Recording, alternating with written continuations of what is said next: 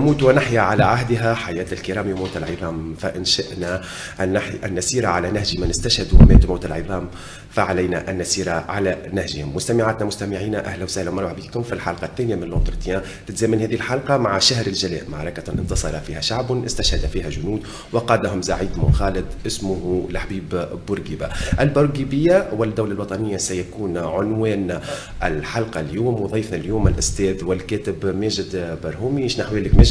الحمد لله فاروق، بارك الله فيك، شكرا للمستمعين الكرام وشكرا لك على الاستضافة الكريمة هذه. الحلقة الثانية اخترنا أنه يكون معنا ماجد باش يكون معنا في مختلف فقراتنا التشكيلة 50-50 البروفايل، لكن قبل هذايا مش تكون معنا في سيكي باش نتعرفوا على البورقيبية. دونك في سيكي أول سؤال باش يكون معنا ابن بارد وعاشق للبقلاوة الفريق الملكي، لكن في نفس الوقت مدافع شرس على الجمهورية. ماجد، المصالحة هذه كيفاش لقيتها؟ والله شوف، صحيح انه الملعب التونسي اقترن تاريخيا بالعهد الملكي وبالملكيه الى غير ذلك، بما انه من اعاد التاسيس، ديما ناكد بمن اعاد التاسيس، لانه ليس المؤسس الدكتور محمد بن سالم وزير الصحه في حكومه محمد شنيق قبل الاستقلال، هو صهر الامين باي، كان زوج بنت الامين باي، هو اللي قام بإعادة تأسيس سنة 1948 تحت مسمى الملعب التونسي. لكن الملعب التونسي جذوره تعود إلى معناها النيافرة، إلى جمعية الشباب المسلم. كان ثم جمعية موجودة تنشط في تلك الفترة في اختصاصات عديدة، ومنها فرع كرة القدم. وقتها اتصل الشيخ محمد صالح النايفر بالمرحوم محمد بن سالم وطلب منه أنه باش ياخذ فرع كرة القدم ويأسس منه فريق تحت مسمى تونسي وطني للانخراط في الحركة الوطنية في تلك الفترة من أجل النضال ضد الاستعمار. وتزامنت تلك الفترة زاد مع عملية تسميم المنصف باي في فرنسا، وكانت كلها ظروف مواتية لبروز لدعم أو نقول أكثر الحركة الوطنية التونسية في تلك الفترة من أجل التحرر والاستقلال. وحبينا ولا كرهنا الملكية كانت مرحلة، وكان ضروري وأنه نذهب في اتجاه الجمهورية مواكبة للعصر وعودة حتى إلى الأصول، لأنه بداية تونس تشكلها كدولة كانت جمهورية قرطاج في القرن التاسع قبل الميلاد، برزت ونمت ووصلت إلى إسبانيا وإلى جزيرة ماديرا في المحيط الأطلسي معناها، وكان القرطاجيين أسياد المحيط الأطلسي مش فقط البحر الأبيض المتوسط، وكان نظامهم جمهوري يعتمد على مجلس يقرر هي معناها موجود أي برلمان حبيت نقول فيه زوز مجالس، وكان ثم السلطة التنفيذية منتخبة يمثلوها زوز أسباط ما يعادل رئيس حكومة ورئيس جمهورية، مهمتهم تنفيذ قرارات المجلس. وفي وقت ما حنا بعد تم انتخاب وصبت من الأسباط، أنهى الأسباطية متاعه وغادر الحكم كأيها الناس. معناه شوف القرن التاسع قبل الميلاد كان في تونس تداول سلمي على الحكم ولم يكن نظام ملكي. الملكية جاءت في سياق معين وفي ظرف معين وكذا، ولكن كان لابد من العودة إلى الوصول إلى معناها بداية تشكل الدولة التونسية. لذلك معناها ندعم الجمهورية، لكن لا نتنكر للإرث الملكي الذي فيه الكثير من المساوئ بطبيعة الحال، الدخول الاستعمار، معادة باردو إلى غير ذلك، لكن فيه بعض أو لنقول كثير من الأشياء الإيجابية، منها الحركة الإصلاحية اللي برزت في القرن التاسع عشر، منها إصلاحات بايات معناها وطنيين كما المشير أحمد باي، كما معناها سلفه حمودة باشا، ثم في حتى في بداية القرن العشرين كان محمد الناصر باي والد المنصف باي إلى غير ذلك. محمد الناصر كانت إصلاحات كبيرة في عهده وكانت فترة عادلة، لكن هناك بايات سيئين كما محمد صدق باي، كما الهادي باي، كما علي باي إلى غير ذلك. وديما معناها تاريخنا لابد أن ننظر إليه بنوع من العقلانية، لا ننظر بنوع من كلما جاءت أمة لعنت ما قبلها، ونتنكر لتلك الفترة. كل فترة فيها إيجابيات وسلبيات، نبني على الإيجابيات بطبيعة الحال ونتجاوز هذه السلبيات. والملعب التونسي بالعكس في عهد الزعيم بورقيبة معناه نال من الألقاب والحمد لله، معناه سيطر على الفترة متاع الستينات اللي هي فترة الزعيم بورقيبة، الفترة الزاهية متاع البناء. لذلك معناها وانخرط في الجمهورية بطبيعة الحال، ويعتبر معناها صحيح هو النادي الملكي، لكنه النادي الذي معناها انتعش في عهد الجمهورية وفي عهد دولة الاستقلال. يعني انت ما تشوفش هوني على نقيض غالبية البورقيبيين ما كانتش هناك قطيعة بين ما هو ملكي وما هو جمهوري. يعني المكسب في تونس بورقيبة بناء على كل ما هو إيجابي في العهد الملكي. أكيد ما في ذلك شك. شوف، إذا استثنينا المعاملة التي كانت قاسية قليلا، أو نقول قاسية بعض الشيء في حق العائلة الملكية، ومنها محمد لمين باي الذي لم تقم له جنازة ودفن معناها في سرعة البرق وبسيارة تابعة لوزارة الداخلية وسيارة إسعاف لا أدري معناها في مقبرة سيدي عبد العزيز في المرسى، وكانت معناها في حياته كان ثم معاملة قاسية برشا، اضطر إلى العيش معناها في شقة في لافايت، مسلوب حتى من الثياب معناها في البرد، كان يقال أنه يرتدي جبة فقط، هذا معناها اللي كان يملكه في الفترة هذيك، والمصادرة متاع الثروات وغيره وغيره. وهذا بطبيعة الحال مهما كنا حتى ولو كنا بورقيبيين لابد أن نقوم بمراجعات، وحتى نتجنب في المستقبل مثلا تكرار مثل هكذا أمور معناها، لأنه نقولوا بورقيبيين مش بالضرورة معناها العهد البورقيبي كان زاهي تماما وكل ما فيه كان إيجابي. أكيد كانت هناك سلبيات وكانت هناك معناها أيضا إيجابيات كبيرة. الزعيم الحبيب بورقيبة تعامل مع الإرث الملكي بكل معناها عقلانية وبكل تفتح، واستفاد من الإيجابيات التي كانت في العهد الملكي، ومنها مثلا الدعوة إلى تعميم التعليم إلى غير ذلك اللي بدأ في عهد الملك الراحل منصف باي، ثم واصل بورقيبة على ذلك النهج أيضا الإصلاحي متاع خير الدين وغيره، ولم يتنكر له الرئيس بورقيبة، واعتبر الحركة الإصلاحية التي برزت في القرن التاسع عشر هي معناها مرجع بالنسبة للحركة الإصلاحية التي برزت في القرن العشرين مع الحزب الدستوري الحر، واعتبر أن الحزب الدستوري الحر امتداد لتلك المرحلة بطبيعة الحال. وهو كذلك إذا رجعنا مثلا الحزب الدستوري الجديد كان امتداد الحزب الدستوري القديم الذي أسسه عبد العزيز الثعلبي، والحزب القديم كان امتداد لحركة الشباب التونسي متاع علي باش حامبا وغيره، فهمتني، اللي نشأت سنة 1908 واللي استمدت معناها جذورها زادة من الحركة الإصلاحية متاع خير الدين ومن الصادقيين معناها النخبة التي تخرجت من المدرسة الصادقية اللي أسسها خير الدين باشا وغيره. الملاحظ احنا تو ماجد نعرفوك كمحامي قبل ما تكون عندك صفة أخرى. أنا لاحظت حاجة في البورقيبيين، هناك العديد من المحامين أو حتى من نراهن عليهم بورقيبة كانوا من المحامين. هل التكوين الأكاديمي اليوم حتى تكون تتوجه نحو البورقيبية في تكوينك الأكاديمي في تكوينك المدرسي ساهم في أنك تكون بورقيبي؟ يعني مدرسة المنهج، مدرسة القانون ربما إلى حد كبير، لأنه شوف دراسة القانون متفرعة وفيها دراسات أخرى مكملة بطبيعة الحال. لا يمكن أن تدرس القانون دون أن تدرس التاريخ بطبيعة الحال، تتعمق في التاريخ، ولا يمكن أن لا تتعمق أيضا في العلوم الاجتماعية والعلوم السياسية بطبيعة الحال اللي هي تعتبر مكملة في هذا الإطار.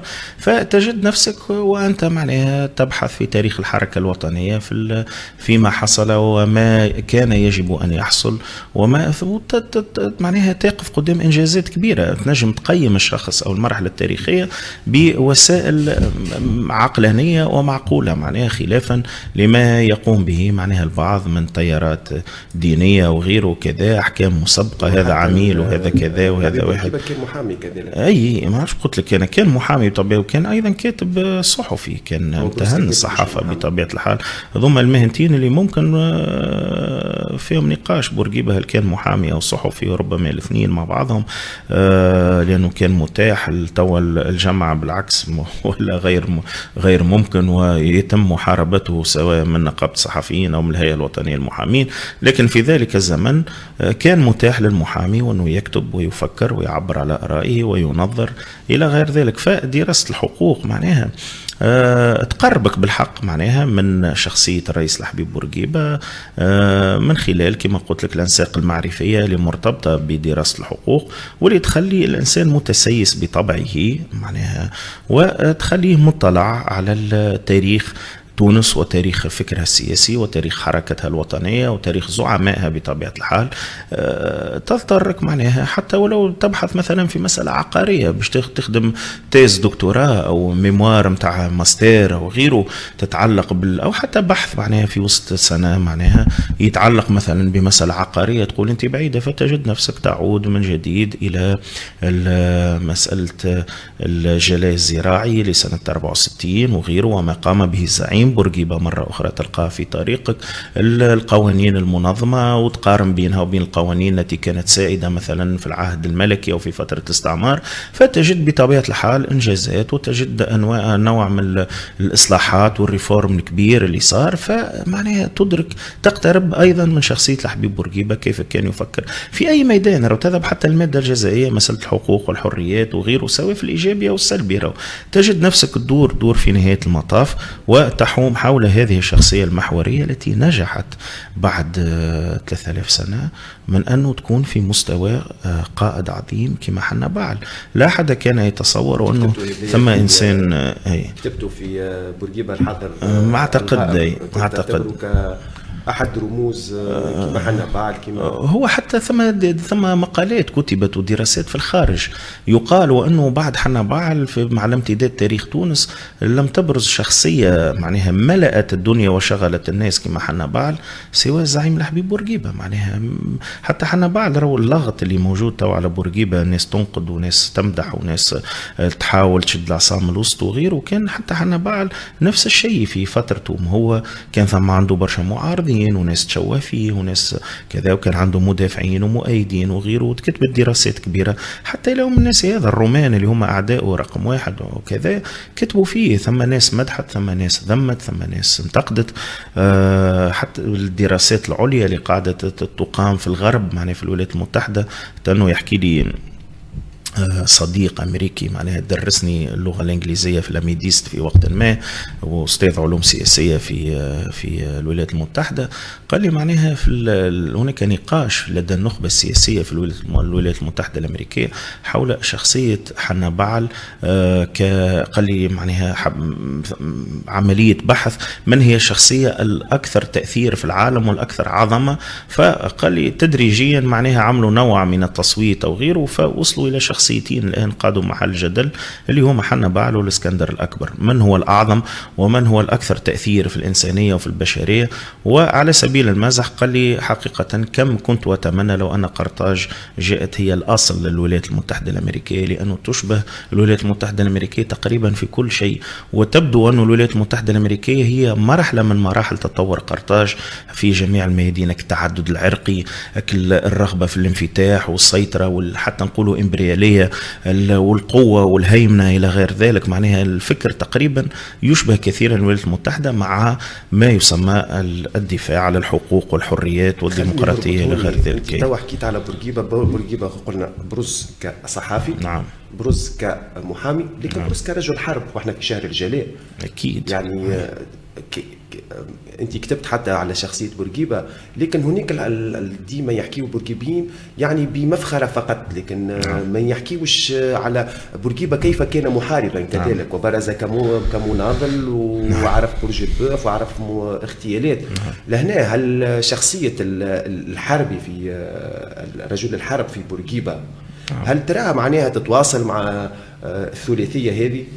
أكيد لابد معناها، لأنه بورقيبة شوف تخلق في عصر مأزوم بطبيعة الحال، ويروى معناها أو حتى هو حكاية في الموضوع هذا، كان معناها تلميذ صغير السن جاء من المنستير للدراسة في المدرسة الصدقية عند أخوه الكبير، لأنه كان أصغر أخوته، وكان والده حتى من الناحية المادية غير قادر باش يتكفل به ماديا في دراسته، فاضطر للقدوم إلى العاصمة للدراسة معناها عند أخوه في المدرسة الصدقية بطبيعة الحال.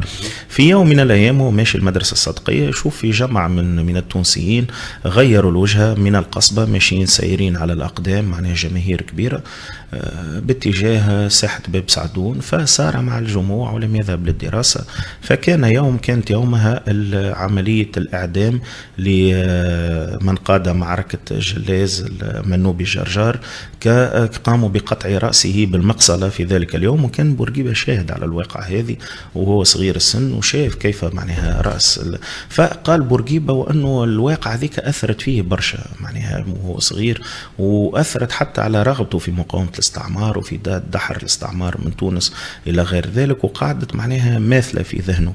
ثم معناها قاد بطبيعة الحال الحركة الوطنية من خلال الانخراط في أو بداية في الحزب الدستوري القديم بقيادة الزعيم عبد العزيز الثعالبي. ثم تراءى لبورقيبة وأنه العمل الذي يقوم به ثعالبي عمل صالونات وعمل فكري وعمل مثقفين وما عنده وين يوصل في نهاية المطاف، ولا بد من الانخراط في المعركة الحقيقية من خلال يسميه السواعد المفتولة، فهمتني، والدخول في صراع مباشر مع الاستعمار. فخلق نوع من التجديد في الفكر الدستوري، وهو الفكر المقاوم، أكثر تمرد وأكثر خروج للخارج. أحداث 38 9 أبريل، رغم اللي مش هو كان موجود، كان علي البلهوان وغيره معناه من القيادات الشابة وغيره. بورقيبة يقال وأنه تمارض، لكن البعض الروايات تقول أنه مريض بالحق في ذلك اليوم، لأنه ما نتصورش أنا بورقيبة ضعيف شخصية وجبان حتى باش يتمارض إلى غير ذلك. كان علي البلهوان في الصدارة إلى غير ذلك. ثم بعد أحداث 8 أبريل 39 كان الصدام الحقيقي من خلال ثورة 18 جانفي 52. الثورة هذه اللي قام الحزب الدستوري بتنظيمها من خلال زعيمين كبار برشا نترحموا عليهم، اللي هما الهادي شاكر واحمد التليلي، اللي كانوا على الميدان ينسقوا بين الحزب اللي هو التنظيم السياسي وبين الرجال الميدانيين المقاومين كما الازهر الشرايطي القيادات وسيسي لسود وغيره وغيره وغيره. فكان الحزب من جهة معناها منخرط في العمل السلمي التفاوضي مع الاستعمار، ومن جهة على الميدان يقاتل معناها في حرب عمل ميليشياوي في تلك الفترة. نعم. وجسد زادها معناها لاحقا بورقيبة بعد الاستقلال، وقع اتفاقية الاستقلال، لكن معناها مش هو وقع بطبيعة الحال. طاهر بن عمار نحكي من الحزب الدستوري كان حاضر بطبيعة الحال إلى غير ذلك. انخرط في معارك مسلحة لطرد بداية معناها الاستعمار الفرنساوي من الجيوب اللي كانت محيطة بتونس من سنة 56 إلى سنة 61. كانت كلها معارك وحروب هذيك ميدانية يعني خاضها الجيش. التاريخ ما بديش ما ينهوش عام 56 أكيد. هو أنا رأيي حتى قبل، أنا أقول 55. أنا بالعكس يمكن نخالفك في الحكاية هذه، نقول الاستقلال بدأ في تونس منذ حتى 54. خطاب بيير مونديس فرانس في قرطاج اللي أعلن فيه على مبدأ استقلال تونس. ثم 55 توقيع اتفاقية الاستقلال الداخلي، و56 سمي الاستقلال التام. أنا نعتبرها مرحلة وثيقة في مسار. المسار بدأ سنة 54 أو بدأ حتى من ثورة 52، لكنه انتهى عام 63 أو 62 الخروج معنى الجلاء التام، ثم حتى الجلاء الزراعي 64. فما شكون يمشي حتى ل 64 معناها مسيرة متواصلة وطويلة. أي فهمتني. فبورقيبة قلت لك معناه كان محارب في المرحلة ذيك الكل. خاض بعد الاستقلال معركة أرمادة، معركة العلامة 233 اللي كانت فيما يسمى اليوم الصحراء الجزائرية، وقتها ما كانتش الصحراء الجزائرية. تقدم جيشنا الوطني، خذا مواقع متقدمة، لكن للأسف ضعف التمويل وضعف المدد إلى غير ذلك خلى الجيش الفرنساوي معناها يرد الفعل ويسترجع هذه الأراضي بالضبط، وخاض على الأراضي الدولة الجزائرية للأسف الشديد، اللي وقتها الصحراء ما كانتش مقسمة، والاستعمار أراد تقسيمها بطريقة معينة لأنه كان يحب يضمن مصالحه في الجزائر، وكان يعتقد أنه باق إلى الأبد، لأنه الجزائر كانت أقاليم ما وراء البحار كيف المناطق عديدة فرنسوية في الغويانا وغيرها وكذا. كانت الجزائر تعتبر معناها أقاليم ما وراء البحار، خلافا لتونس مثلا اللي كانت دولة لكن مسلط عليها حماية بين ظفرين، رغم أني معناها نختلف مع التسمية هذه. كان استعمار بكل ما الكلمة من معنى، لكن كانت ثم دولة في تونس وكانت ثم سلطة سياسية وثم معناها كل مقومات الدولة رغم أنها منقوصة السيادة. فبورقيبة كان محارب في المراحل هذه الكل، وشخصيته السياسية زاد كان نجم يسمي نفسه جنرال كما برشا قيادات عربية، معناها قاد حروب. وزاد حتى شوف في المسألة الفلسطينية، وخلافا لما أرادوا معناها أراد بعض العرب في تشويه بورقيبة وأنه قبل بقرار تقسيم إلى غير ذلك. بورقيبة صحيح قبل بقرار تقسيم، وكان ذلك الجزء الأول وهو ويل للمصلين في الآية، لكن الجزء الثاني بورقيبة دعا في خطاب أريحة وبعد خطاب أريحة إلى مواصلة حرب العصابات، الابتعاد عن الحرب النظامية، لأنه الجيوش العربية والجيش الإسرائيلي في ذلك الوقت ما كانوش متكافئين. الجنود والجنرالات الإسرائيليين كانوا شاركوا في الحرب العالمية الثانية مع الجيوش الأوروبية الكبيرة إلى غير ذلك، وكانوا أقوى من الجيوش العربية. فشاف بورقيبة من الأفضل أنه الانخراط في حرب العصابات أفضل، أولا ضمان دولة من الناحية القانونية معترف بها دوليا الفلسطينيين، ثم الانخراط في حرب العصابات لاسترجاع بقية الأراضي. هذا كان معناها المخطط، مع الاستمرار في الدعم الإعلامي والدعم الدبلوماسي المستمر، وهو ما اعتبره بورقيبة ضغط مكثف على العدو إلى حين انهياره تماما وتسليمه معناها يعني بالأمر الواقع في تلك الفترة. بورقيبة كان توجه البورقيبي كان يعني قانوني، نعم، يخفي ما هو ميليشياوي وحروب عصابات، حب ينقل التجربة بالضبط تحديدا تقريبا اي مع الخذ وطالب، ليس بمفهومها التقليدي، لأنه خذ وطالب كما قاموا به الفلسطينيين في أوسلو كان سيء. وبورقيبة حكاية في الموضوع هذا، قال خذ وطالب، إذا تاخذ ما لا يمكنك من التقدم أكثر فما تاخذوش. قال خذ وطالب فيها اختلاف، وأنه لازمك تاخذ ما يمكنك لاحقا من مزيد التقدم، وأنك لما تاخذ نص فلسطين هذا يمكنك وأنك تركز قواعدك مليح لاسترداد البقية. أما وأنك تمشي تقبل بكونتونات كما صار في أوسلو متفرقة ومحاطة بالمستوطنات إلى غير ذلك، أريحة وغزة في البداية ثم كذا، فهذا يعيق، ما يخليكش تتقدم، فهمتني. وهذا الفرق بين نظرة بورقيبة في 65 في خطاب أريحة القضية الفلسطينية وبين ما حصل في أوسلو، رغم أن البعض حاول يشبه معناها يعتبر وأنه نفس التمشي تقريبا، فهمتني. وهذا على فكرة معناها قوس إذا نفتحه من الناس اللي شجعوا بورقيبة على خذ وطالب الملك السعودي عبد العزيز آل سعود، اللي مشى له بورقيبة بعد ما أصيب بخيبة أمل في القاهرة من أنه الجامعة العربية تنجم تدعم النضال التونسي ضد الاستعمار، لأنه الأمين العام جمعية الدول العربية عزام باشا على ما أعتقد وقتها كان صريح مع بورقيبة، قال له نحرر فلسطين ثم نلتفت إلى بقية القضايا، الأولوية هي فلسطين في تلك الفترة. فلنتصور لو أنه تونس انتظرت حتى تتحرر فلسطين معناها في انتظار مدد من الجامعة العربية، وقتها بورقيبة بنصيحة من صديقه الصحفي الفلسطيني محمد علي طاهر ذهب إلى الملك عبد العزيز ونظم له معه لقاء، والملك عبد العزيز نصح بورقيبة أولا بخذ وطالب، أعطاه ريالات بطبيعة الحال الأموال في تلك الفترة وأنه باش يستمر خلال الفترة القادمة، ثم نصحه بما هو أهم، وأنه يذهب إلى الولايات المتحدة الأمريكية، هي القوة الناشئة وهي الوحيدة القادرة على الضغط على فرنسا في تلك الفترة وعلى الاستعمار القديم لاسترداد معناها الاستقلال. فبورقيبة استغل الولايات المتحدة الأمريكية من أجل الاستقلال من خلال دهاء تميز به. أكيد فرحات حشاد ما في ذلك شك، الزعيم فرحات حشاد هو اللي فتح أبواب الولايات المتحدة الأمريكية لبورقيبة، هذا ما في حتى كلام.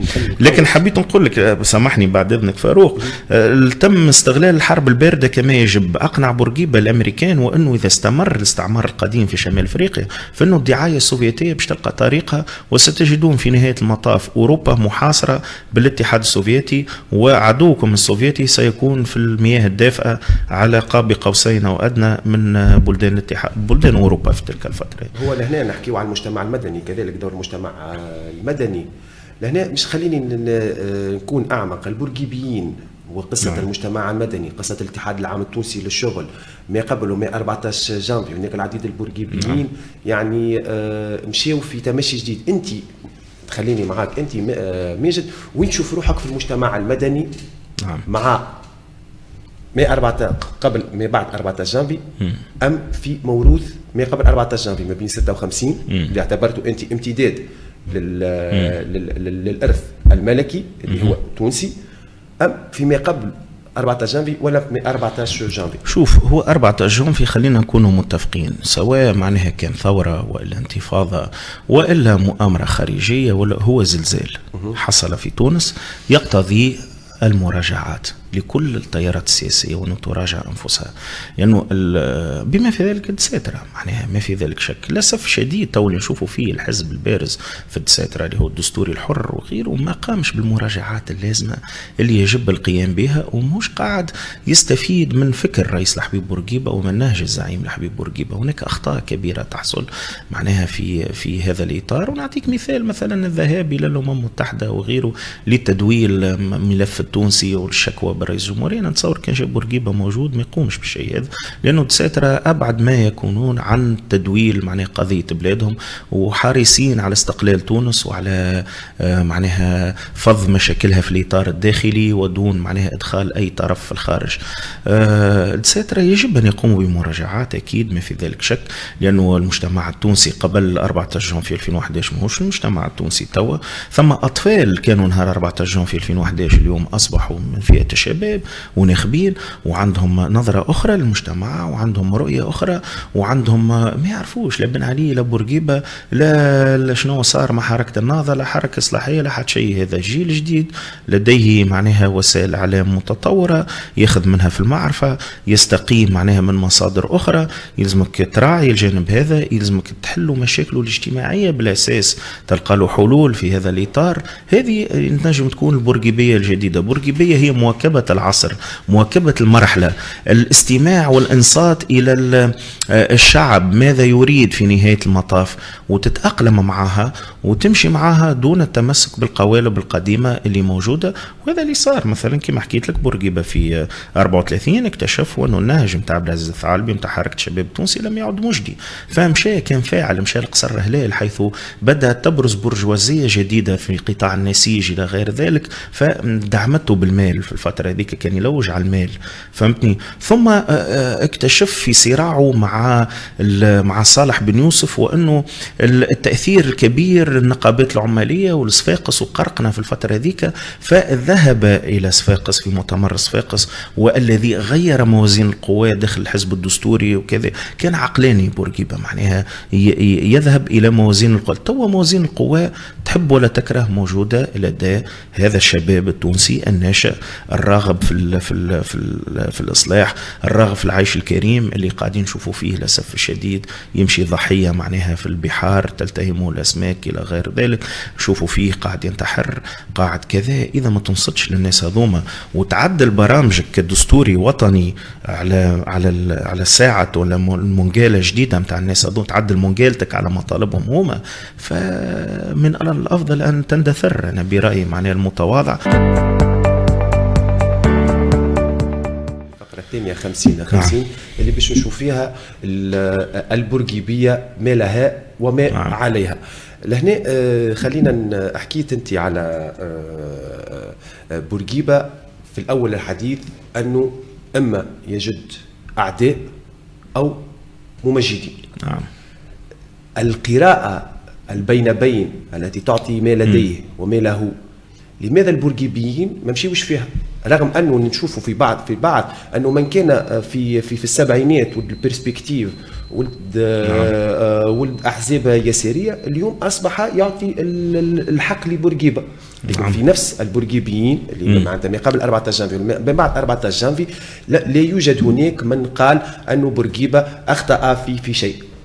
شوف، أنا شخصيا معناها على ذكرك البرسبكتيف، أنا راني إنسان نحترم ونحب برسبكتيف ربما لدرجة القداسة، لأنه هذا التيار اليساري كان وطني، كان معناها طروحاته نابعة من الذاتية التونسية، ما كانش عنده ارتباطات بالخارج، كان يفكر في المصلحة الوطنية، كان يعترف بزعامة بورقيبة. لكن للأسف الشديد من أخطاء بورقيبة اللي معناها موجود حتى في الكتاب اللي أقر بها ويقر بها برشا بورقيبيين، وأنه أخطأ في حق بيرسبكتيف خطأ كبير وتاريخي وكارثي معناها بكل ما الكلمة من معنى. نتصور لو بيرسبكتيف تم الحفاظ عليه وتطويره وكذا كان يمكن يكون قوة معارضة وقوة دفع حقيقية في تونس وطنية ممكن تتداول على الحكم بينها وبين الدساترة وغيرهم من المكونات متاع البلاد، لكن للأسف الشديد تم إقصائهم وتعذيبهم في السجون وكذا. وهذا معناها نعتبره عار وعيب على الدولة التونسية وعلى الدولة البورقيبية.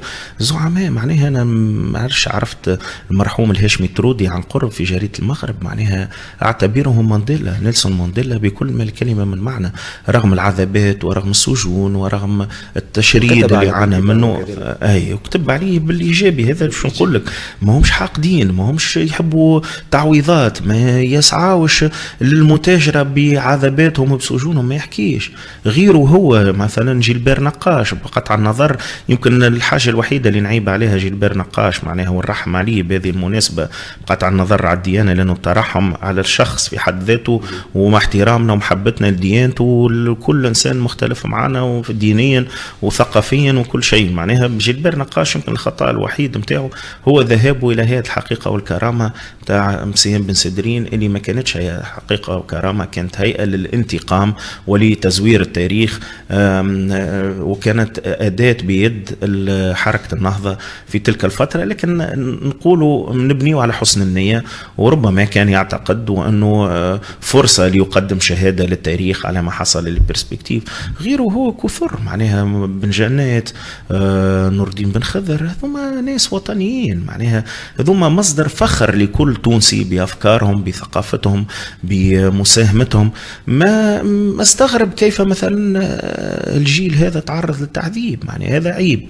وعلى الدولة التونسية أنا نتصور وحتى الدساترة يلزم يعتذروا للناس هذوما، فهمتني، على ما حصل لهم في فترة الستينات وحتى معناها بداية السبعينات من الأخطاء الأخرى. وكنت نحكي لك مثلا ما عانته العائلة الملكية بعد الإطاحة بالنظام الملكي وعلى الجمهورية، هذا من الأخطاء الكبيرة متاع البورقيبية. من الأخطاء أيضا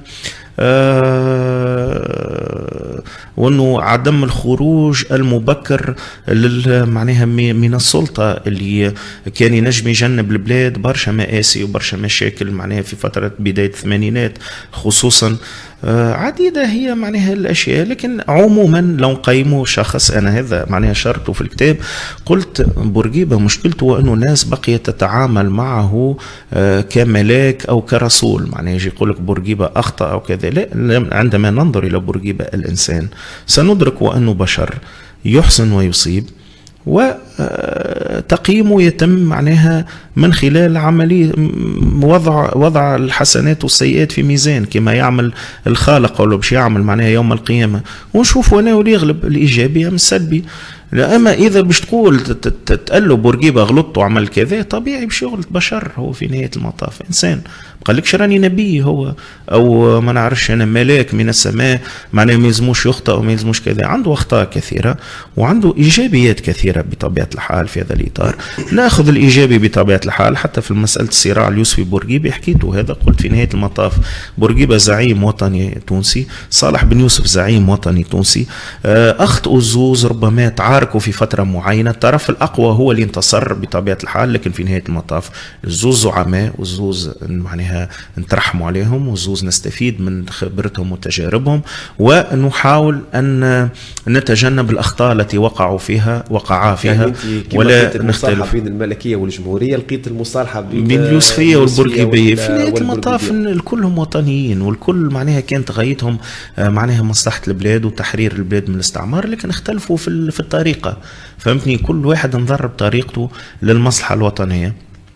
ثم اللي شافها أفضل أنه تكون في إطار المغرب العربي وفي إطار معناها استقلال تام، ثم شكون شافها وأنه المرحلية أفضل بما أنك أمام عدو كبير يفوقك في كل الإمكانيات، وأنه كل ما تفتكه منه يعتبر إيجابي في تلك الفترة، والذهاب تدريجيا نحو الاستقلال التام. وفي نهاية المطاف كما قلت لك النوايا طيبة رغم الاختلاف. النوايا الطيبة هذه خلينا نخرج من بورقيبة وبن يوسف، لكن هات نحكيو على البورقيبيين. تحول يساريين إلى بورقيبيين، تحول إسلاميين إلى بورقيبيين، تعدد الأحزاب البورقيبية، تحدث الكثيرين يتحدثون عن البورقيبة اليوم. بالنسبه للجيل الجديد ما تشوفيش اضرار بشخصيه الحبيب بورقيبه؟ شوف رجالات نحكيو هوني مش حبيب بورقيبه كشخص كرجالات، هو التحول. شوف التحول اذا معناها نحينا الناس اللي تحب تستغل صوره بورقيبه للوصول الى الحكم المتجربي، سواء معناها كتقمص الافكار البورقيبيه او كمعناها معاداه بورقيبه، انه يشتم بورقيبه باش يلقى جمهور واسع في وسط الاسلاميين باش يصوت له وغيره. موجودين هذوما الاثنين. اما تحولات نعطيك مثلا ناخذ مثال محسن مرزوق، ما الناس اللي تعيب عليه كيفاش ولا يدافع على بورقيبه وانه غير وقلب، لا، الانسان الكائن الحي موجود هنا باش يقوم بمراجعات مستمره. ثم حاجه في شبابه كانت تظهر له خاطئه كي دخل الحكم، ربما شافوا انه كان ظلم بورقيبه في نقطه معينه وقام بمراجعات. بالعكس هذه حاجه ايجابيه تحسب له معناها، فهمتني؟ ما انا نراها ماهيش حاجه ضده. ثم ما نعرفش انا مثلا اسلاميين قاموا بمراجعات مثلا كما لطفي زيتون او غيره، هذه حاجه نشجعوها، او خالد، هذه حاجه نشجعوها بطبيعه الحال، ما نعارضوهمش معناها، بالعكس حتى وانه تنسج على منوالهم يعني اجيال اخرى. استوعب الاسلاميين بورقيبه. شوف، اولا بورقيبه هو ملك وطني لكل التونسيين، مش ملك الدساتره فقط، وربما ارث انساني حتى عالمي معناها. تلقاه انا حتى في اقاصي اسيا من غادي ناس تحكي على بورقيبه كزعيم عالمي وغيره وغيره، فهمتني؟ فما بالك بتونس هنا ما نجمش يحتكروا تيار سياسي معين دون البقيه. كان رئيس الجمهوريه التونسيه وكان قائد حركه تحرر تهم الدوله التونسيه، فهو ارث مشترك بين الجميع.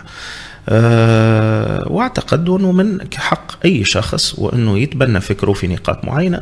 واحنا نشوف التوانسه عموما، انا مثلا بورقيبي صحيح، لكن نلتقي مع اليسار في العداله الاجتماعيه، ومدافع شرس على العداله الاجتماعيه، والحزب الدستوري كان اشتراكي في وقت ما ويتعامل مع الاتحاد العام التونسي للشغل. القيادات النقابيه كانت هي نفس القيادات الدستوريه، وكان معناها بنات الدوله التونسيه دوله الاستقلال على اساس اجتماعي، فهمتني؟ نلتقي مثلا مع القوميين في الدفاع عن القضيه الفلسطينيه، معناها ثم مشترك مع الاسلاميين مش مع حركه النهضه. مثلا نجم نلتقي في مساله المحافظه الى حد ما، او هويه معينه، مش انا شخصيا، اما ثم بعض الدساتره وكذا ينجموا يلتقيوا. حصر انسان معناها في قوقعه معينه اعتقد انه شيء خاطئ. الانسان بطبيعته منفتح، وهذا ايجابي، راهو يخليك مثلا تنجم تشكل ائتلافات حكوميه. مثلا تطلع انت مع حزب يساري تنجم تلتقي معاه في برنامج اجتماعي، تنجح انت وحزب قومي في برنامج مثلا يدافع على سياستك الخارجيه، تكون مدافعه مثلا على قضايا معينه انسانيه. هو مثلا ينظر لها مثلا كقومي عربي، انت لا تؤمن بالقوميه العربيه وهذا حقك مثلا، وتؤمن بانه تونس امازيغيه، لكن من منظور انساني نجم تراها وانه دفاع على حقوق انسان وحريات وغيره. بالعكس هذا موضوع يخلينا نجم نلتقي واكثر من اللي نتصادموا. شو شوفوا توا درجة افتتاح احد البورقيبيين في الفقرة الثالثة اللي هي بروفايل. دونك باش نسألك 6 اسئلة باش نتعرفوا هل الشخصية البورقيبية اللي قدامي ماجد منفتحة ام محافظة. كشخص انت تتكلم اكثر من اللي تسمع ام تسمع اكثر من اللي تتكلم؟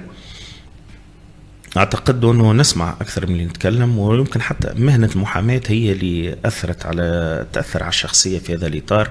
تضطر انك تسمع القضاء، تسمع المتهم الى اخر لحظه، تضطر انك تسمع حتى لسان الدفاع ضد او غيره باش يعبر على رايه، وتسمع النيابه العموميه حتى لين تكمل معناها للاخر، حتى تبني دفاعاتك على اسس سليمه وكذا، وحتى تجاوب او تواجه بطريقه معناها تستوعب ما تم قوله، معناها ما تخليش عنصر تتجاوزه الى غير ذلك. يلزم تسمع الطرف الاخر للاخر، وزيد يلزم تاخذ منه الايجابي بطبيعه الحال. اذا مشى في ثنيه معناها صحيحه وكذا تراها من منظورك الشخصي، تتفق معاه ما فيها باس، لانه ماكش مع عدو انت في نهايه المطاف باش تعارك معاه الى غير ذلك. ثم تحاول اذا ما اقتنعتش بنظريه قدمها ولا حاجه تظهر نقاط الضعف اللي موجوده في الرأي هذاك. السؤال الثاني، لو كنت مشغول وأحد المقربين اتصل بيك باش يروي لك مشكل، نعم، تعتذر ولا تعطيه وقت؟ نطلب منه إرجاء معناها السؤال بضع لحظات حتى نكمل مثلا الموضوع اللي في يدي ولا حاجة، ونرجع له بطبيعة الحال معناها نشوف الموضوع شنو بالضبط. في الحفلات تحب تحضر بكري ولا تحضر في المتأخر؟ نتمنى أن نحضر بكري، لكن ديما شوف أولا الوضع متاع البلاد وحركة المرور وغيره وكذا ما تخليكش ملتزم مهما تحاول أنت ومهما تكون منضبط، فهمتني، كما الشعوب المتقدمة وغيره وكذا، في نهاية المطاف تلقى روحك للأسف الشديد رونديفوارا بتحب ولا تكره ديما موجودة. التشبث بالهوية العربية الإسلامية هنا تختلف هنا. أنا بالعكس أنا حتى مركز دراسات سميته المركز المغاربي، ما حبيش سميه مركز المغرب العربي، لأني نحترم وجهة نظر الأمازيغية ونؤمن لا أكثر من هذا، وأنه تونس مش المكون العربي برك، هو مكون من مكونات، لكن ثم مكونات أخرى طاغية على الثقافة التونسية وعلى الهوية وعلى الشخصية، وما تنجمش تمسحها، معناها ما تنجمش اليوم تنكر وأنه نقولوا فرطط وفكرون وما نعرفش أنا وعديد المصطلحات اللي في اللغة الأمازيغية اللي استوعبتها قرطاج على فكرة، واللي خلقت نوع من اللغة الجديدة، اللغة القرطاجية اللي هي مزيج بين اللغة الكنعانية متاع المشرق وبين اللغة الأمازيغية متاع شمال أفريقيا. ما نحبش نقول أمازيغية، نقول لغة شمال أفريقيا، لأنه كلمة أمازيغية كلمة استعمارية معناها كيف البربرية نفس الشيء. واستوعبت خلقت قرطاج نوع المزيج هذاك اللي نحكيو عليه احنا المتعدد، اللي ما تنجمش تختصر هوية تونس في مكون فقط. تونس فيها العروبة، فيها الإسلام صحيح، فيها الأمازيغية متاع شمال أفريقيا، فيها البعد المتوسطي، زاد عندنا ناس من جذور من جنوب أوروبا إلى غير ذلك، عندنا البعد الأفريقي بطبيعة الحال، عندنا أفارقة من جذور أفريقيا جنوب الصحراء، معناها مكونين في تونس، أصبحوا توانسة موجودين منذ معناها قرون، يمكن حتى قبلنا احنا قبل وجودنا إذا فهمتني. فتونس متعددة ومتكونة، وأنا مع وأنه ثم هوية تونسية أو قرطاجية وغيره اللي تشمل الجميع معناها، وما نجمش نقول المغرب العربي، وهو حتى كلمة المغرب كلمة كأنك معناها وليد في نهاية المطاف اقتصرت على الهوية العربية الإسلامية، لأنه هي كلمة تعني الجغرافيا عكس المشرق اللي هو الجزء الآخر من الجزء اللي تنتمي له، نسميه شمال أفريقيا. فتحي بوريال قال كي نحكي مع الألمان نقول لهم nous sommes plus occidentaux que l'Allemagne، احنا في الخريطة أكيد. وهناك يعني مؤرخ يهودي نسيت اسمه حكى قال وقتاش نحكيو على الشرق وغرب حين ينتهي لوسكي فيني كوسكوس اي لو كومونس مش بورقيبه هذه قالها لعبد الناصر، ما استقطبها بورقيبه من عند عبد الناصر. هو المؤرخ ما نعرفش، مؤرخ يهودي تونسي ما هوش جيلبير نقاش من الدوله من وزراء في دوله. هو يقال وانه جمال عبد الناصر سال بورقيبه قال له هذا مشرق ومغرب راهي تسميات معناها خاطئه، تنجمش تقول لي وين يوفى المشرق وين يبدا المغرب؟ قالوا تبع الكسكسي بورقيبه معناها تو تعرف. انت لهنا تميل لمعرفه ناس جديده في حياتك ولا تحاول تكون دائره معارفك ضيقه ومنتقيه؟ شوف في مرحلة معينة من العمر كان الإنسان يحب الصداقات برشا وكذا، واحد فهمتني سورتو مرحلة المراهقة وبداية الشباب إلى غير ذلك، ثم مع الوقت ومع الحياة ومع كذا يولي الإنسان الشخص اللي يجيك منه إزعاج ماذا بيك تتجنبه وتمسحه من دائرة حياتك. أنا هذا رأيي الشخصي معناه، لأنه الإنسان ديما باحث على الموجات الإيجابية، والناس هذوما باش يسبب لك موجات سلبية في حياتك وكذا، باش يأثر عليك ويعيق حتى تقدمك ونجاحك. وقتك الفاضي تقضيه في المنزل كتاب ولا موسيقى او اصدقاء خارج نطاق العائله؟ من الاثنين كل مره كيفاش معناها. نحب الكتب واستماع الموسيقى ومشاهده الافلام، نحب السينما برشا فهمتني، غرامي هذيك من الحاجات اللي نعشقها معناها فهمتني. ونحب الاصدقاء، عندنا اصدقاء الطفوله نتاع المرحله الثانويه وغيره، اصدقاء زملاء العمل والاصدقاء في الاعلام والاصدقاء اللي في المجتمع المدني وغيره معناها فهمتني. قاعدة الأصحاب ممتازة وحلوة برشا فهمتني، وعندها كل حاجة، عندها الإيجابي نتاعها وعندها الشارم نتاعها. لأننا نولي نقولوا معظم أوقات فراغك تمشي في الموسيقى، أفلام، كتب، ولا حفلات، مباريات، ندوات، كل شيء إنسان متعدد، مواطن تونسي من صحن تونسي، من كل حاجة تريف. هاك الصحن متاعنا التقليدي هذاك. هذه كلمة توفيق بن بريك على بورقيبة، قال صحيح تونسي شوية. لا يظهر لي قال على الباجي، يظهر لي على الباجي قيد السبس، على الباجي قال قعدت معاه حسيته صحن تونسي متنوش من كل حاجة شوية. صحيح. فيلم تتفرج عليه نتفليكس يوتيوب ولا في السينما؟ هو السينما افضل بطبيعه الحال، لك المؤثرات الصوتيه وكل معناها الظلام اطفاء الاضواء معناها ثم بهرج وثم سسبانس خاص في قاعه السينما اللي ما تنجمش تلقاه حتى في جهاز التلفزه، مش في النتفليكس باش تحل مثلا تشوف وكذا فيلم. تفرجت في عديد الافلام في السينما وفي التلفزه وحتى في الرقمي وغيره، ما لا تبقى ديما الشارم نتاع السينما وحده بصراحه. ويمكن انا تقليدي وقديم في الحكايه هذه، ما لا غالب معناها كلاسيكي معناها. نحب قاعة السينما ونحب المهرجانات السينمائية برشا، وإن شاء الله معناها مهرجان قرطاج السنة معناها نتمكنوا على الأقل نتفرجوا حتى في فيلم، لأنه في السنوات الأخيرة ما عادش خالطين، ما فهمتش عملوا سيستم جديد متاع التذاكر اللي ما نعرفش كيفاش نجموا يوصلوا لهم، فهمتني.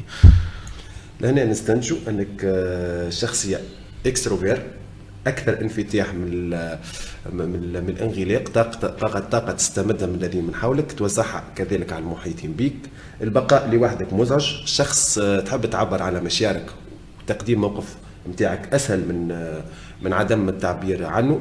تعيش بالتغيير، تخلق فيسع، شغوف، لكن في نفس الوقت تفضل انتقاء المحيطين بك وتستمتع اكثر بالجلسات الثنائيه. هنا نجم نقولوا ثم شويه رومانسيه، ولو انا في شخصيه بورقيبه بنشوفوا شويه رومانسيه. لا بالعكس، رومانسي بورقيبه، ما ظروف الحياه هي اللي يمكن بعدته على الرومانسيه. شوف قلت لك انسان اولا تولد فقير صغير، اصغر اخته بعدوه على امه وهو صغير، ثم امه توفات، ثم ما نعرفش لقى نفسه وحده في العاصمه صغير في السن كذا، ثم زاد مشى غربة أخرى في فرنسا بدرس في السوربون، عاود رجع في كتابه رحلة في زمن بورقيبة.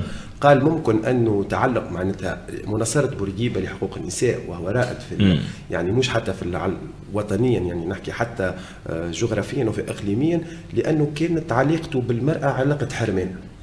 ربما النساء كان مزواج، مزواج اي يمكن علاقات، ما كان عنده زوجتين فقط من ناحيه الزواج الرسمي، ما نحكيش عليه ما نعرفش الخاص والواحد الرسمي. اما كان رومانسي، حب وسيله معناها سنوات، ثم قصه حب حقيقيه مع وسيله بورقيبه الله يرحمها، وسيله بن عمار، فهمتني. فلا اعتقد انه ما كانش رومانسي، ربما كان العائله اهملها بعض الشيء، أعطاه وقته وحياته وجهده للدولة على حساب البلاد. وهذا ذكره حتى الحبيب بورقيبة الابن في الكتاب اللي يظهر لي الأستاذ كرو هو اللي خذا معناها السيل هادي خذا معناها الأقوال وكذا، ذكر وأنه عاش يحس بنوع من الحرمان من بوه، ما عاش معاه كما الأبناء والآباء الحقيقيين وكذا، كان كل وقته مشغول. وكان اللي أثرت في شخصية بورقيبة الابن هي أمه السيدة ماتيلدا معناها مفيدة الله يرحمها، فهمتني. فبورقيبة ما نجحش، عدى معناها مسار وحياته الكل بين السجون والمنافي والاجتماعات الحزبية والزيارات وغيره، سواء كمناضل في حركة تحرر أو كرئيس دولة ورئيس حكومة مباشرة بعد الاستقلال معناها في فترة اللامين بي. لذلك ما لقاش وقت لعائلته معناها. بالحق تونس كانت هي عائلة بورقيبة، هي اللي خذت له وقته الكل وتفكيره وشغله شاغل. شوف حتى كي تشوفه والله فاروق في الخطب نتاعو، رو الحماس والتأثر اللي كان يبدو على وجهه وعلى كذا. إنسان مش صغير، ما ينجمش معناها إنسان كيفنا متلقي متفرج ينجم يميز، يعرف إنسان صادق ويحكي بكل معناها من أعماقه، ولا إنسان قاعد يمثل على الشعب التونسي. هو زاد رجل مسرح، صحيح، ما صحيح هذا مهم برشا، أي مش للدرجة هذيك باش يمثل معناها بالقوة هذيك مهما كان رجل مسرح. المسرح يراه هو أكثر صدق، ربما هنا في تمثيل يكون أصدق. كان رجل يؤمن وأنه المسرح معناها هو الذي يصنع الشعوب ويطور. عنده مسرح في القصر. انخرطت في فرقة مسرحية، خدمة مع حبيبة مسيكة في مسرحية من المسرحيات. كان مغروم برشا. أنا حتى يحكي لي أحد الأصدقاء الصحفي متقاعد وكذا، قال لي كنا قبل نقفوا قدام مسرح البلدي باش نتفرجوا، قال لي نبداو في حلقات هكا نستناو حتى يفتح المسرح. قال لي نتلفتوا عادي نلقاو بورقيبة في حلقة يحكي هو جماعة في الشارع يستنى باش يدخل المسرح كما الناس معناها. فهمتني؟ كانت أجواء جميلة معناها اللي توا نفتقدوها. وحتى بنعرف عبد الحليم مسعودي كتابه ممتاز برشا على بورقيبة والمسرح، حكى أدق تفاصيل على الموضوع هذا أنا ما تناولتوش. فهمتني؟ لكن بورقيبة استفاد بالحق، ينجم يكون استفاد من معناها شخصية المسرحي فيه، باش يوصل مثلا رسائل الشعب التونسي. ساعات يلزمو يبكي، ساعات باش يحسس كما بكى قدام ماريشال تيتو وغيره، حتى باش يجلب المساعدات لتونس في الوقت هذاك وكذا. برشا حتى في وقفته قعدته مع الجنرال دوغول في لقاء رامبويه اللي مشى له بورقيبة خصيصا من اجل بنزرت، استرجاع بنزرت. كي تشوف القاعده نتاع بورقيبة وطريقه احتوائه لدوغول، اولا تقول بورقيبة في الصوره يبدو انه اطول برشا من دوغول رغم انه العكس صحيح. وفوق هذاك معناها تقول انه بورقيبة هو رئيس الدوله الفرنسويه ودوغول رئيس الدوله المستعمره الصغيره، كان هو اللي مسيطر على القاعده وعلى الوضع وعلى كذا. فهمتني؟ فهذا الكل اعتقد اكتسبه من المسرح. وكان يقال انه ما يقفش مع الرئيس السنغالي الاسبق عبدو ضيوف لانه يظهر قصير برشا، والرئيس السنغالي كان طويل فيحس بنوع من النقص، يحط شخص بيناتهم الزوز ديما معناها ما يقفش معاه جنباني لجنب. واثر بالحق المسرح. هذه نقطه مهمه فاروق ذكرتها انت واثرتها في شخصيه بورقيبة ورجل قانون. أكيد. يعني هذيك علاش نشوفوا انه انصار بورقيبة يكونون من مختلف اكيد. هكا نكونوا كملنا مع الفقره الثالثه باش نوصل للفقره الرابعه باش نشوفوا خياراتك توا في تشكيلتك. اليوم مش تعطينا تشكيله من 10 وزارات، مش نخلي وزاره الدفاع او اما ما حكيناش على معركه الجلاء فاروق، نخليوها حصه. احنا حابين احنا الهدف من انه نعرفوا شخصيه الجلاء وشخصيه بورقيبة كيف كانت، يعني جمعت بين رجل القانون، يعني شخصية الحربي ليست يعني تكون شخصية دائما محاربة وتقد، لا، الرجل الحربي يجب أن يكون رجل سياسة، رجل فكر، رجل مسرح. هذه حبينا معناتها أوماج أكثر لشخصية الحبيب. هو راه بعد إذنك هو راه الناس غلط اللي اتهموا فيه، قالوا زج بأبنائنا في معركة خاسرة ويعتقدوا أنهم أذكياء، قالوا الجيش التونسي مستحيل ينتصر على الجيش الفرنساوي معناه، ويعتقدوا أنه غابت على بورقيبة من معركة الجلاء أراد إسالة الدم ثم الذهاب إلى الأمم المتحدة، وأنه ثم معركة ويكون حجته قوية في الأمم المتحدة للمطالبة بجلاء القوات الفرنسية على بنزرت، وهذا اللي نجح فيه. جاء الأمين العام للأمم المتحدة داغ هامرشولد زيارة لبنزرت، وكان في رفقته الرئيس الراحل بيجي قايد السبسي في تلك الرحلة، وعاين حجم الأضرار وتعرض لمضايقات من الجيش الفرنساوي الموجود. ثم الأمم المتحدة تدين فرنسا وتصدر قرار بانسحاب فرنسا من بنزرت. هذا اللي حب عليه بورقيبة. ثم ياخذ الدعم الأمريكي الدبلوماسي وغيره. لو ما عملش المعركة هذيك وهو عارف وأنه المعركة غير متكافئة وأنه الجيش الفرنساوي أقوى برشا من الجيش التونسي، فهمتني، لكنه زج لأنه أراد إسالة الدم، ومش ممكن كنا نحروا بنزرت دون إسالة الدم، خلافا لما يدعيه وقالوا وأنه فرنسا كانت باش ترجع لنا بنزرت. لا، حاول بورقيبة، مشى الرامبويه، قابل دوغول، حكى معه، أقنعه، مشى الأصدقاء دوغول للحلف الأطلسي، مشى للدول الكبرى باش يضغطوا على دوغول، ما كانش يحب يرجع. ثم النقطة التي أفاضت الكأس وأنه دوغول معناها مش باش يسلم بنزرت هو التوسعة في مدرج الطائرات متاع القاعدة العسكرية متاع سيدي أحمد. كان هذاك مؤشر أو قارنة وأنه فرنسا ناوية باش تزيد تقعد في بنزرت، ما نعرفش أنا توسع فيها باش تعطيها لنا نحن واسعة في ظروف طيبة تسلمها لنا بعد، مستحيل. لو باش تعمل فيها حفلة ما نعرفش أنا أو استعراض أو غيره، كانت ناوية باش تقعد، لأنه بنزرت حبينا ولا كرهنا تشرف على مضيق صقلية الذي يعتبر قلب البحر الأبيض المتوسط ومفتاح السيطرة على المتوسط. ومش صدفة الولايات المتحدة الأمريكية تحط أسطولها السادس قرب مضيق صقلية في الأراضي في المياه الإيطالية حتى تمتلك مفاتيح البحر الأبيض المتوسط. فمضيق صقلية وبنزرت كان مهم بالنسبة للغرب لمنع التمدد الاتحاد السوفيتي، لأنه لو دخلت البارجات الحربية السوفيتية من مضيق صقلية فإنها ستحتل أوروبا الغربية، ما في ذلك شك.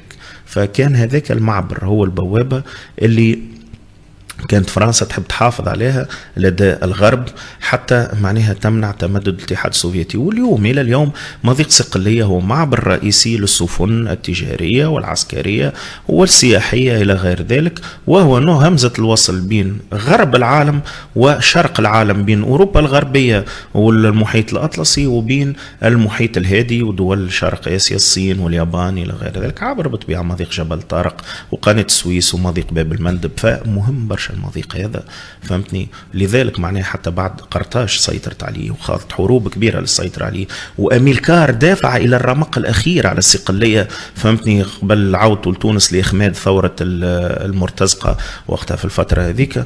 ثم الأغالبة بعد سنوات فكروا للعودة إلى الصقلية لأنه كان عندهم مشروع متاع أمن قومي وإحياء أمجاد قرطاج قبل أن تتمكن منهم الدعاية الدينية للأسف كما يحصل ديما اللي تضرب في الوجدان، سواء كانت ما يهمنيش شيعية أو سنية، المهم دعاية دينية في نهاية المطاف اللي أجهضت معناها مشروع الحلم القومي الإمبراطوري التونسي الأصيل متاع الأغالبة. وحتى ثم شفنا بعد الفاطميين في أول فرصة رجعوا للقاهرة وفكروا في المشرق وما كانوش يفكروا في الأرض هذه معناها بتاتا في نهاية المطاف. يعطيك الصحة على كم من المعلومات هذوما.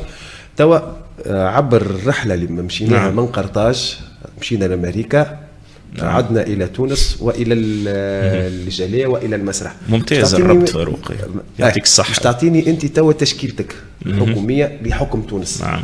اليوم طبعا رمزيا، مش معناتها شخصيات نجم تختار شخصيات رمزية كرئيس حكومة، شكون تحط؟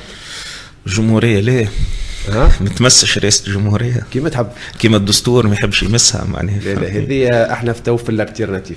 لا لانه احنا في نظام رئاسوي بين ظفرين، السلطات الكل عند رئيس جمهورية، ما عادش عندنا رئيس حكومة، عندنا وزير اول نعمل تشكيله بعد لك تنقى وزير اول ينفذ. فهمتني؟ انا ما نعرفش نشوف انه المرحلة اقتصادية بالاساس. البروفيل متاع رئيس الحكومه متاع نقول انا رئيس جمهوريه الفاعل، لانه رئيس الحكومه ما عادش عنده سلطات تو تذكر. لا مش بالدستور هذا، احنا مش نحكيو تاريخيا خياراتك مش نعرفوا منها من خيارات. نقولوا رئيس السلطه التنفيذيه، احنا ايش علينا فيه رئيس حكومه ولا رئيس جمهوريه بحسب النظام السياسي. شوف المرحله الاقتصاديه وتقتضي رجل اقتصاد قوي معناها، وانا ما نعرفش لو نتامل تو ثم رجال اقتصاد في تاريخ تونس، ثم اللي انتهت مهمته وغيره ينجم يكون مستشار حتى من حيث السن، نشوفوا انه مثلا توفيق بكار ينجم يكون رجل المرحله لانه اقتصادي بامتياز، محافظ بنك مركزي سابق، كان وزير ماليه، حقق ارقام ممتازه في وقته، حتى كي غادر كان الدينار التونسي في مستوى معناه ممتاز رغم الازمه الاقتصاديه العالميه متاع 2008 اللي جات وكذا، وصاحب تجربه وخبره. وانا نميل للرجال الدوله اللي كان عندهم تجربه. الحكم ما يستحق، ما تنجمش تجيب له شخص اللي ما تعداش على معناها مناصب وغيره. فنشوف توفيق بكار مثلا في الموقع هذا. في وزارة العدل، أعطينا وزارة العدل شكون؟ وزارة السيادة، وزارة العدل، وزارة الدفاع، ووزارة الداخلية. وزارة الخارجية. نمشيو بالداخلية. الداخلية أثبتت التجربة، وأنه رغم أني أنا رجل قانون، رجال القانون عموما ما ينشحوش. مؤسسة الداخلية ينشحوا فيها أولادها تقريبا أكثر الناس ينجموا ينشحوا. نجح فيها مثلا سواء كان رجل الأمن ولا رجل عسكري، معناها نعتبرهم نفس الميدان. نجح حبينا ولا كرهنا المرحوم جنرال بن علي في وزارة الداخلية وحقق نجاح، وكان أمن، ما نحكيوش على القمع وهذا موضوع آخر، والحريات وغيره، هذا باب نجمو نحكيو فيه. وبطبيعة الحال احنا ضد التعذيب والكذا مهما كان، هذا ما فيش حتى كلام. لكن شوف زاد لطفي براهم نجح في وزارة الداخلية في وقت من الأوقات. بن علي وبن براهم، لطفي براهم أكثر حاجة، فهمتني؟ لأنه لطفي براهم جاء في مرحلة اللي ما عادش فيها قمع حريات، ومرحلته ما كانش فيها قمع، لكن فيها الدولة قوية وأمن. للأسف الشديد أجهضوا له العمل متاعه متاع محاربة الإرهاب، وضغطوا على يوسف الشاهد لإزاحته، فهمتني؟ وكان رأسه هو المقابل لدعم يوسف الشاهد من قبل حركة النهضة، فهمتني؟ بالنسبة الدفاع اكيد حنبعل ما في ذلك شك. وحنبعل شوف تحطه في البقايا الكل حنبعل كان رجل قانون، رجل اصلاح للماليه في تونس، كان جنرال عسكري، كان رجل مفاوض مع الاسبان وغيره وتزوج منهم، والقبائل الإيبيرية كانت تحبه في وقت من الأوقات وغيره. حنبعل لو بوليفالون اللي حكى عليه اسمه منذر الكبير في التشكيلة نتاعو، حتى في التشكيلة ديجا في تشكيلة المنتخب حنبعل فهمتني لو بوليفالون حنبعل. وزارة الدفاع أنا زاد نحبذ لو نمشيو في الإطار اللي نعطيوها العسكري أفضل، لكن الدولة التونسية بما أنها مدنية مش كما الدولة المصرية وغيرها ما نجموش نمشيو في الخيار هذا برشا. فنحبذ الشخص اللي يفهم في المؤسسة العسكرية. نحكي عليه فترته هو كانت فترة ذهبية معناها في الاقتصاد، وزارة العدل القضاة باش يتقلقوا، باش تحط قاضي باش يتقلقوا المحامين، وإشكالية كبيرة معناها في الإطار هذا. نتصور يلزم شخص خارج إطار العدالة والقضاء يكون على رأس الوزارة هذه، ما مش تمشي تجيب زاد السيد الفرجاني وتعطيه الملف الإصلاح كما صار في عهد البحيري، مش تكون كارثة وقتها الطامة الكبرى. فهمتني؟ الوزارات الاقتصادية نتصور رجال الاقتصاد ينجم يكون محمد النوري جويني، نجم يكون برشا اسماء تعدت على وزارة الاقتصاد وانجزت معناها في تونس. محمد الغنوشي اعتقد انه كان على راس الوزارة الاولى، ما ينجمش يعاود يرجع وزير اقتصاد، تكون العملية صعيبة شوية. لا هو راه مش نحكيو شوني على الممكن، نحكي على الخيارات. انت ما تفضل الخيارات منصور معلة راهو منصور معلة بيان سور. اذا تحب نرجع، لا انا مو خاطر معناها وزراء بورقيبة اعتبرتهم معناها كبروا حتى في العمر وكذا. قلت لك انا مش معناها فهمتك. منصور معلة اكيد معناها شخص معناها انجازات وتشهد له، مش انا باش نحكي عليه.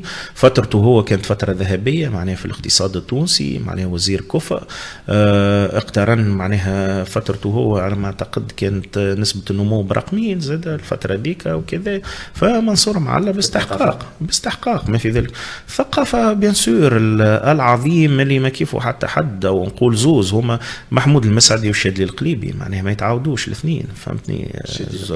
هو الاثنين الشادلي القليبي معناها هو اللي اسس اللي ما بعد الجيل اللي احنا تلمذنا عليه واحنا لا والتو معناها ما انجز في وقته هو التو احنا نستفيدوا منه.